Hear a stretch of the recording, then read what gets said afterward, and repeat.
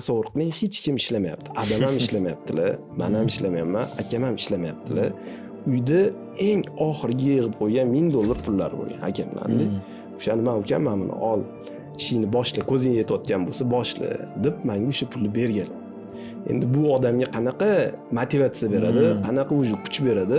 Tasavvur qiling, uydagi eng oxirgi pulni olib chiqishyapti-da, ishonishyapti-da menga-da pulni berishyapti. Endi men u pulni olgandan keyin qanaqasiga ishlamayman? Ishxonada yotib qolib ishlaganman yoki bir haftalar uyga kelmasdan ishlagan. Endi boshlaganimda endi ko'p qiyinchilik bo'ladi baribir.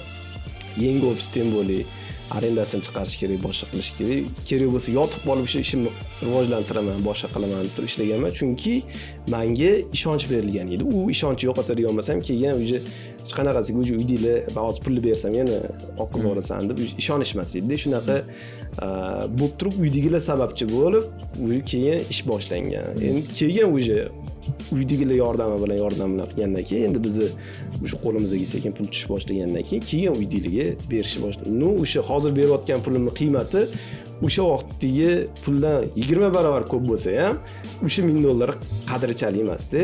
Chunki o'shanda o'sha pulning qadri boshqacha bo'lgan.